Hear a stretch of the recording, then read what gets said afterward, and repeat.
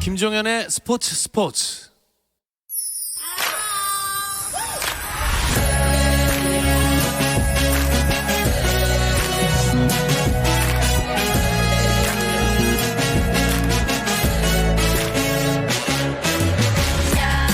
자, 원래 수요일 스포츠는 NBA 이야기 조선의 누바가 방송되는데요. 내일과 모레 이틀 동안 NBA 특집이 나갑니다.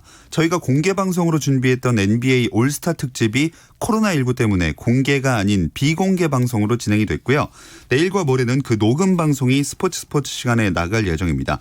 2020 올스타 특집 비공개 방송 많이 청취 부탁드리겠고요. 그래서 대신 오늘은 해외 축구 이야기를 준비했습니다.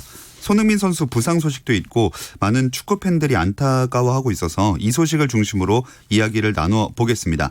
이건 김정용의 랄롱도르 시작해 볼게요. 풋볼리스트 김정용 기자 먼저 인사 나누겠습니다. 안녕하세요. 안녕하세요. 김정용입니다. 그리고 낙담하고 있을 이건 축구 전문 기자와도 인사 나눠볼게요. 안녕하세요. 네, 안녕하세요. 이건입니다. 네, 내일 챔피언스 리그에서 6경기 연속골 기대를 하고 있었는데 이게 어떻게 된 일입니까? 네, 저도 깜짝 놀랐고 많은 한국의 팬들도 깜짝 놀랐을 것 같습니다. 이제 어제, 이곳 시간으로 어제 오전 11시 반 정도에, 그러니까 한국 시간으로는 한 8시 반 정도 됐는데요, 오후에. 네. 토트넘이 홈페이지를 통해서 손흥민 선수의 부상 소식을 전했습니다.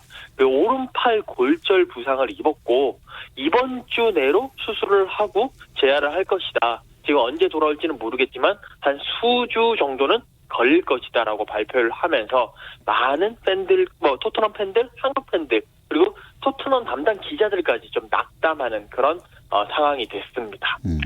국내에 있는 기자분들도 엄청 뜻밖이었을 것 같아요. 네, 어제가 지금 수원 경기하고 있듯이 어제는 서울이 그 아시아 챔피언스 리그 경기를 하고 있어서 상당수의 기자들이 경기장에서 경기 보다가 이 소식을 갑자기 들었어요. 근데 또 뜻밖이었던 이유가 토트넘이 그 경기 중에 손흥민 선수가 풀타임을 다 뛰었단 말이에요. 네. 그리고 이제 경기 중에 손에 충격이 있었다는 걸 보긴 봤지만 풀타임을 뛰었으니까 또 제가 듣기로는 경기 후에 이제 뭐 이건 기자 같은 그 기자들한테 질문을 받았을 때 괜찮다는 식으로 얘기를 했다는 걸로 알고 있거든요. 그런데 갑자기 이렇게 골절 얘기가 나와서 다들 깜짝 놀라긴 했습니다. 그러면 경기 초반에 충돌이 있었는데 골절을 당한 상태로 경기를 끝까지 뛰었다는 얘기잖아요. 네, 그래서 제가 정확히 킥오프 53초에 다쳤어요. 네. 네, 53초 시간에 에스턴 빌라의 수비수 콘사 선수와 충돌한 뒤에 땅에 떨어질 때 이제 오른팔로 잘못 치면서 착지해서 오른팔 골절을 당했고요. 나중에 보면은 팔에 붕대를 감고 뛰었더라고요. 근데 그 상태로 계속 뛰면서 전반전 추가 시간에 한 골, 그리고 2대2 상황이었던 후반전 추가 시간에 한 골, 이렇게 두 골을 넣어서 승리를 이끌었고, 전후반 추가 시간이라는 게 제일 힘들 때인데 부상까지 안고 있을 선수는 더 힘들 거거든요. 그런 시간에 다른 선수들을 이제 앞질른 정신력으로 골을 넣었다는 거, 정말 이 경기에서 굉장히 치열하게 임했다는 걸 또 보여주는 대목이라고 할 수 있겠습니다. 네, 손흥민 선수의 정신력을 엿볼 수 있었는데 그래서 더 아쉬운 게 이건 기자, 무리뉴 감독이 시즌 아웃 얘기까지 했다던데요.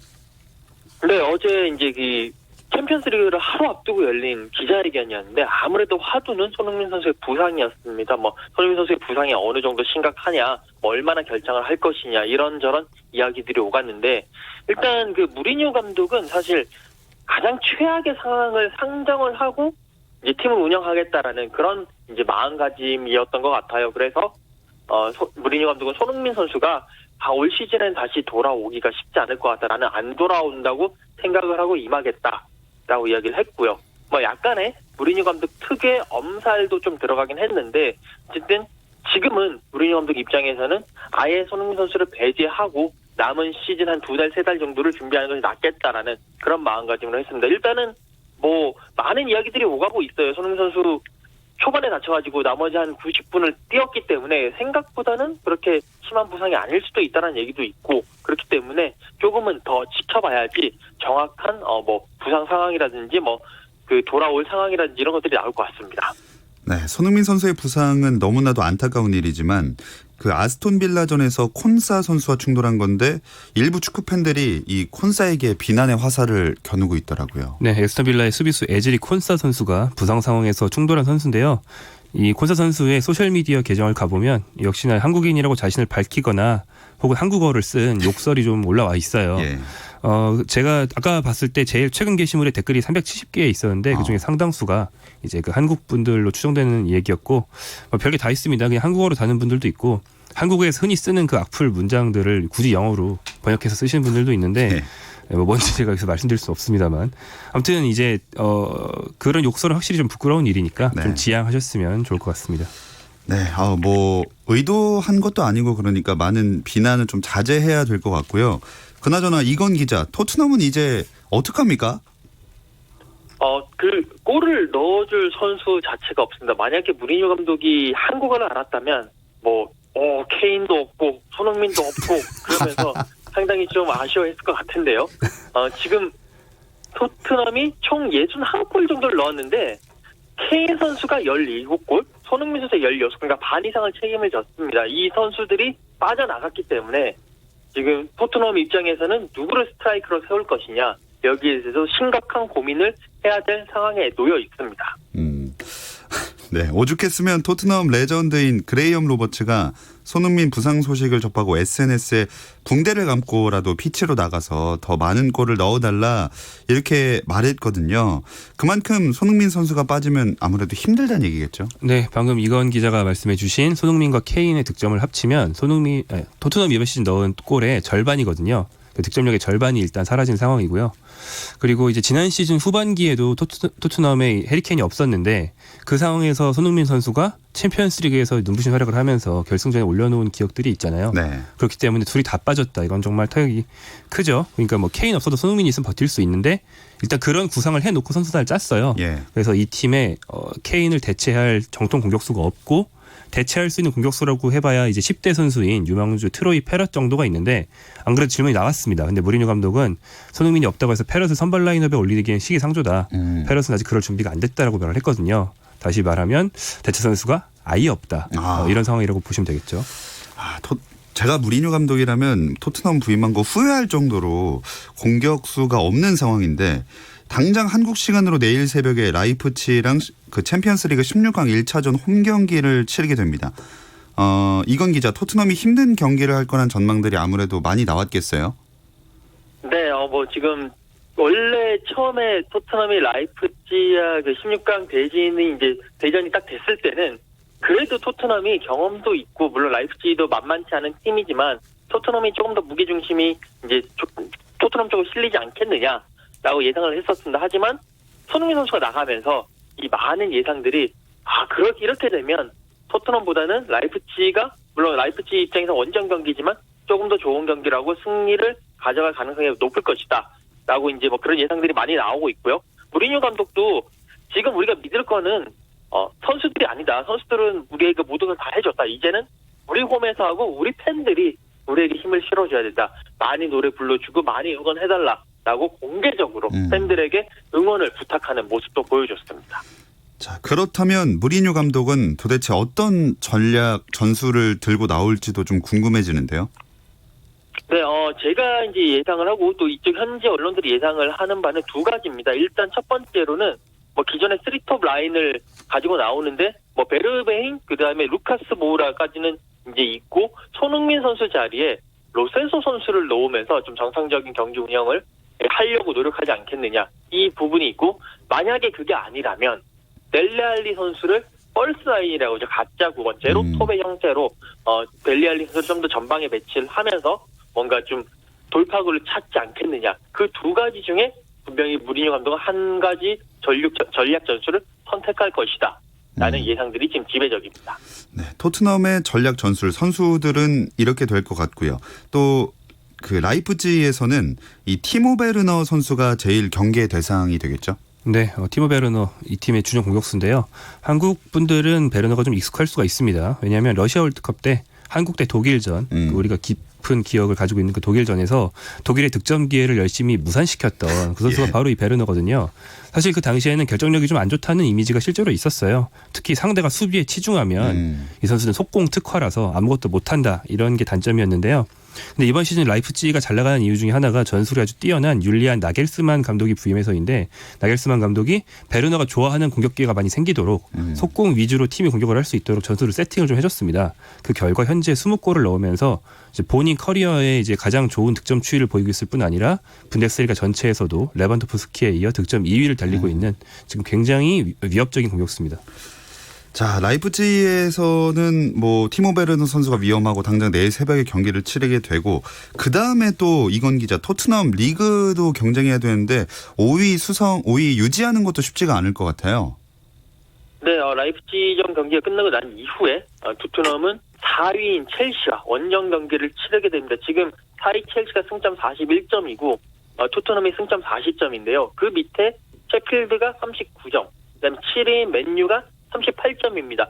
4위부터 7위까지가 딱 승점 3점 그 라인에 있거든요. 그렇기 때문에 한 경기라도 토트넘 입장에서도 한 경기라도 지면 7위권 밖으로 밀려나갈 수 있는 그런 상황입니다. 그런데 손흥민 선수 없고 케인 선수 없기 때문에 골을 넣어줄 선수가 없다라는 것은 상당히 큰 뭔가 좀 약점이거든요. 지금 토트넘 입장에서는 이 5위 자리도 그렇게 지키기가 호락호락하지 않은 그런 상황이 될 수 있다고 볼 수가 있겠네요. 또 대표팀도 문제가 되지 않습니까? 네, 대표팀이 3월에 월드컵 예선 2경기를 갖게 됩니다. 투르크메니스탄과의 홈 경기 그리고 스리랑카 원정 경기가 있는데요. 현재 그 복귀 시점 전망을 볼 때는 아마 손흥민 선수 없이 둘 다 치르게 될 것 같습니다. 한국이 지금 월드컵 예선에서 2승 2무로 약간 부진하다면 부진할 수 있다고 말할 수 있기 때문에 이번 두 경기를 다 잡아야 안정적으로 조 1위로 갈 수 있거든요. 그래서 주장이자 주포인 손흥민 선수의 이탈은 확실히 좀 타격이 있습니다. 그러면 그 자리를 다른 유럽파들이 메울 수밖에 없는데 이건 기자, 우리나라 유럽파들이 그래도 팀에서 제 몫을 해주고 있는 것 같아요. 네, 일단 황의조 선수가 다시 이제 상승세를 타고 있는데 16일에 열렸던 그 디종과의 홈 경기에서 시즌 5호 골을 집어 넣었거든요. 0대1로 지고 있던 전반 35분에 헤딩골로 이제 동점골을 넣고 이 골은 이제 브레스트와의 원정 경기에서 골을 넣고 난 이후에 3개월 만에 골맛을 봤기 때문에 다시 한 번 더 황의조 선수가 상당히 좀 골맛을 보면서 상승세를 타고 있다라고 보시면 될 것 같고 무엇보다도 이재성 선수 지금 홀슈타인 킬에서 뛰고 있는 이재성 선수가 지난 경기에서 아웃 원정 경기에서 또 도움을 기록했거든요. 그러면서 팀도 2대1 승리를 이끌고 팀 자체도 3연승을 달리면서 역시 팀의 중심이 되고 있습니다. 이 두 선수들이 좋은 모습 보일 것 같고 황희찬 선수는 이제 다시 후반기가 시작이 되니까 다시 전반기에 보여줬던 황소 드리블이라든지 이런 저돌적인 모습을 다시 이제 보여줄 것 같고요. 권창훈 선수는 지난 경기는 조금 아우그스부르크전에서 6분밖에 출전을 못했습니다만 최근에 경기력도 되찾고 선발로도 나서면서 조금씩 자신의 모습을 찾아가고 있습니다.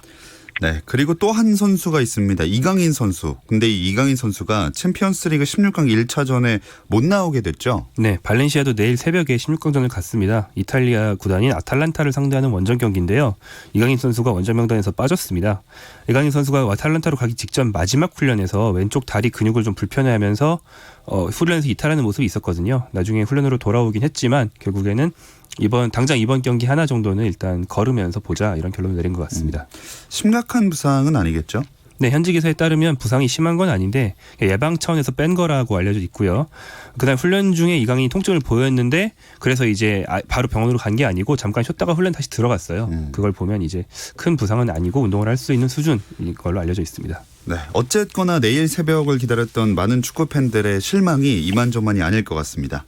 다른 챔피언스리그 경기 보면서 그 아쉬움을 달래야 할 텐데요. 손흥민과 이강인의 부재 속에 시작된 챔피언스리그 토너먼트 이야기 잠시 쉬었다 와서 좀 더 나눠보겠습니다.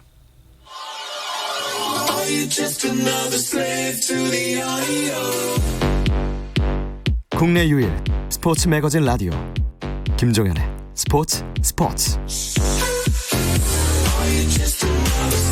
해외 축구 이야기를 나누는 라디오의 발롱도르, 이건 김정용의 랄롱도르 함께하고 계십니다.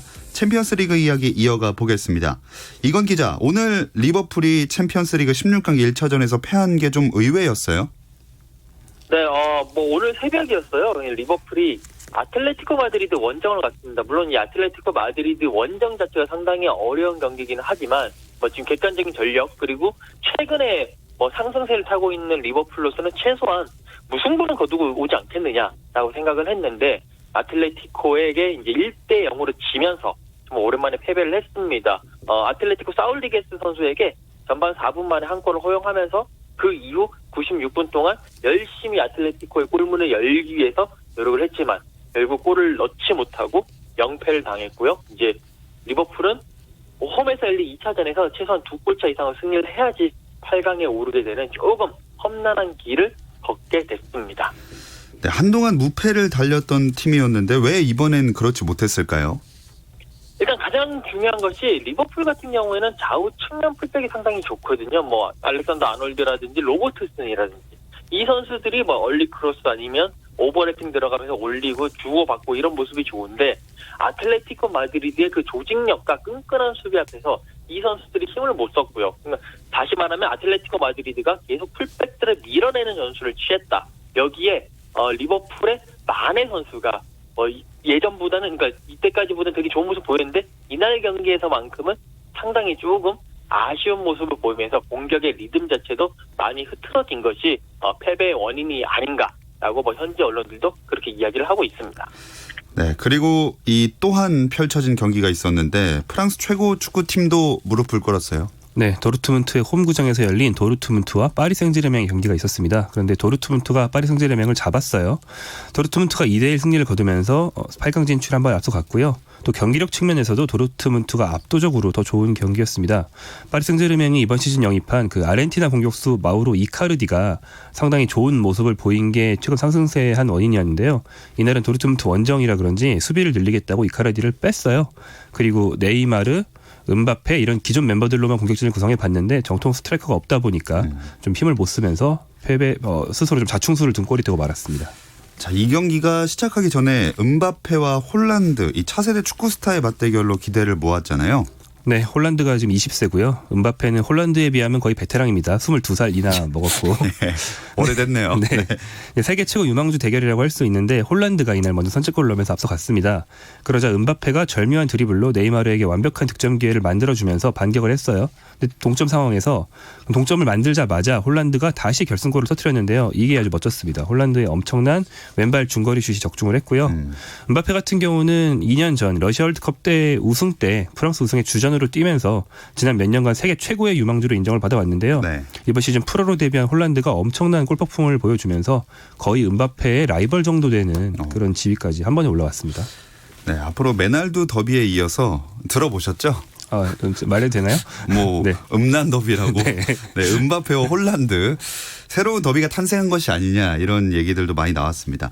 이 홀란드가 황희찬 선수랑 뛰었던 선수잖아요. 네, 전반기 짤츠부르크에서 뛰었던 그 선수죠. 전반기 짤츠부르크 3인방 중에서 미나미노가 리버풀, 홀란드가 도르트문트로 가고 황희찬만 남아있는 거고요. 홀란드의 전반기 기세가 지금도 이어지고 있는 건데요. 이번 시즌에 챔피언스를 데뷔했는데 짤츠부르크와 도르트문트를 거치면서 현재까지 7경기 전 경기 득점 무려 10골을 넣었습니다. 네. 10대 선수가 한 시즌에 10골을 넣은 건 홀란드가 유럽 축구 사상 최초입니다. 이건 기자, 이렇게 무서운 기세의 홀란드가 맨유로의 이적을 원했었다 이런 이야기가 있더라고요. 네, 올 시즌 전반기에 홀란드가 짤츠부르크에서 정말 상당히 골 폭풍을 보여주면서 많은 빅클럽들이 홀란드 영입을 이제 제시를 하고 그랬는데 결국 홀란드는 도르트문트로 가게 됐습니다. 근데 좀 최근 언론 보도에 따르면 홀란드가 그래도 작년 12월까지만 하더라도 그래도 나는 맨유로 가고 싶다. 맨유에서 뛰고 싶다. 맨유 유니폼을 입고 싶다라고 이야기를 했다는 사실이 확인이 됐는데 그런 보도들이 계속 나오면 나올수록 지금 맨유 팬들과 맨유의 그 솔샤르 감독만 계속 배가 아프고 가슴이 쓰리는 그런 상황이 되는 게 아닌가 싶습니다. 네, 어쨌든 홀란드는 지금 도르트문트에서 좋은 활약을 보여주고 있는데 유럽 현지에서는 파리 생제르맹의 패배 이 결과들을 어떻게 바라보고 있는지 궁금합니다. 네, 파리 생제르맹이 리그앙, 그러니까 프랑스 국내 리그에서는 상당히 몇 연패를 하면서 상당히 좋은 모습 보이고 있지만 이상하게 유럽 무대만 가면 8강 이상을 못 가는 그런 징크스가 있습니다. 특히나 최근 3년 동안에는 계속 16강에서 계속 고배를 마셨거든요. 근데 이번에도 도르트문트와의 경기에서 1차전에서 0대1로 졌기 때문에 이번에도 그 징크스를 이어가는 게 아니냐. 특히 홀란드라는 그 벽에 가로막혔기 때문에 뭔가 파리 생제르맹은 완전히 팀이 환골탈퇴되지 않고서는 이제 그 16강 이상을 가기가 어렵다라는 그런 예상들과 그런 약간의 뭐 조롱 섞인 그런 말들이 계속 나오고 있는 것이 사실입니다. 김정용 기자의 생각에는 리버풀과 생제르맹 둘 다 원정 경기에서 패한 건데 홈에서 뒤집을 수 있을까요? 네, 둘 다 원정에서 한 골 차로 졌다. 사실 뭐 아주 나쁜 결과는 아닌 거죠. 당연히 가능성들은 충분히 열려 있습니다. 현재 상황만 보면 원정골 우선 원칙이 있기 때문에 원정에서 일단 골을 넣은 파리 생제르맹이 조금 더 역전 가능성이 높다고 할 수 있겠고요. 다만 리버풀은 클롭 감독이 워낙 역전의 명수예요. 지난번 도르트문트 때도 그렇고 이번 리버풀에서도 그렇고 1차전에서 불리한 경기를 하고 2차전에서 뒤집은 적이 굉장히 많거든요. 그런 면에서는 또 리버풀도 기대를 해볼 만하겠죠. 자, 이렇게 리버풀과 파리 생제르맹 경기가 끝났고요. 내일은 손흥민, 이강인 선수가 빠진 채 토트넘 대 라이프치 또 아탈란타 대 발렌시아의 경기 예정되어 있습니다. 토트넘 경기는 앞에서 얘기 많이 했으니까 이 발렌시아와 아탈란타 경기 좀 자세히 전망해 볼까요? 네, 아탈란타가 좀 생소하실 거라서 우리 방송에서도 소개시켜드린 적이 있는데요. 이탈리아 팀이지만 뭐 유벤투스나 밀란 같은 전통의 강호는 아니고 원래는 막 강등도 당하고 하위권에서도 오래 있고 그런 팀이었습니다. 근데 지금이 이 팀 역사상 최고 전성기라고 보셔도 되고요. 현재 전체 유럽 전체에서 득점력이 제일 좋은 팀으로 바이에른 뮌헨, 아탈란타, 맨시티 정도를 꼽을 수 있거든요. 예. 그 정도로 공격력이 강합니다. 그렇기 때문에 이번 발렌시아와 아탈란타의 경기 중 다득점 경기가 예상이 되고요. 반면 발렌시아는 챔피언스리그 경험이 훨씬 많은 팀이긴 한데 지금 주전 센터백이 다 빠졌고요. 겨울 이적 시장에서 영입한 플로렌티라는 수비수가 있는데 이 수비수는 수두에 걸렸대요. 그래서 수비가 지금 아탈란타의 강력한 창, 발렌시아의 방패는 부서졌다. 아하. 이런 상황이라서 조금 좀 아탈란타 쪽으로 기울어 있는 상황이긴 합니다. 자, 그럼 이건 기자는 내일 토트넘 대 라이프치 경기 예정대로 취재 가시나요?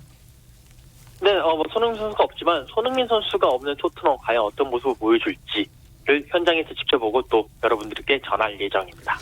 아니, 그나저나 지금 영국에서 맨시티 징계가 엄청 큰 이슈잖아요. 네, 맨시티가 이제 UEFA가 재정적 페어플레이라고 해서 이제 뭐 재정적인 그런 것을 이제 지키도록 하고 있는데 맨시티가 이 재정적 페어플레이 규칙을 어기면서 이제 중징계를 받았습니다. 향후 2년간 유럽 챔피언스리그 출전 정지라는 그런 징계를 받았고요. 맨시티는 지금 CAS에 지금 제소를 한 그 상황입니다. 맨시티가 재정적 페어플레이 규정을 위반했다. 이 재정적 페어플레이란 어떤 건가요? 네, 유럽 축구 연맹이 도입한 규정인데요. 각 구단의 파산을 막기 위해서 모든 구단은 무리한 부채를 지지 않고 재정 건전성을 유지해야 한다라는 취지의 규정입니다.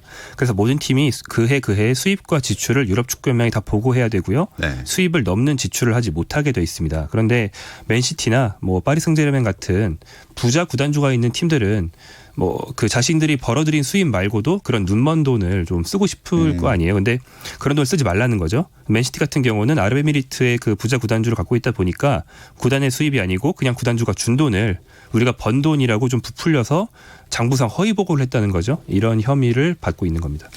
자, 이 사안을 유럽 축구계에서는 어떻게 보고 있나요?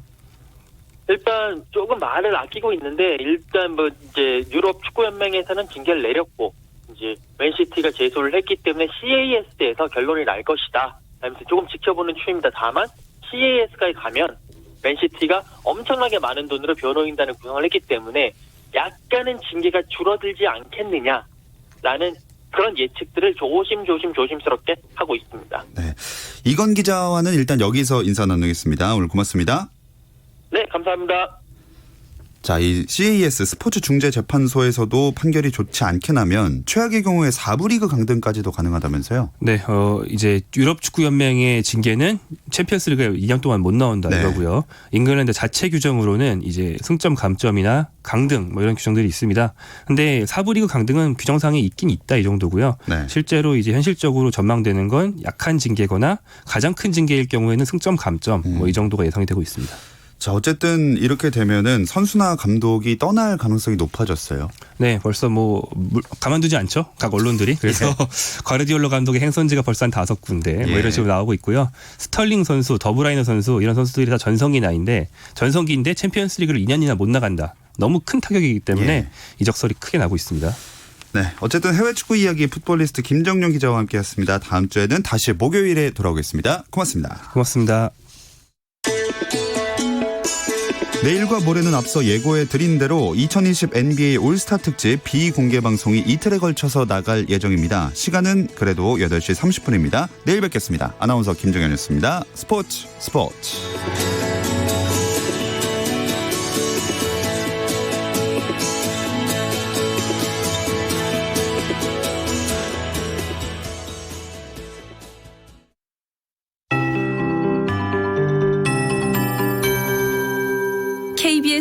7시 58분 날씨. 오늘 눈이 비로 변한다는 절기상 우수였습니다. 오늘 변곡점이 돼서 다시 예년 기온으로 상승 곡선을 그렸습니다. 내일은 예년 기온을 웃돌면서 낮에 따뜻하겠습니다.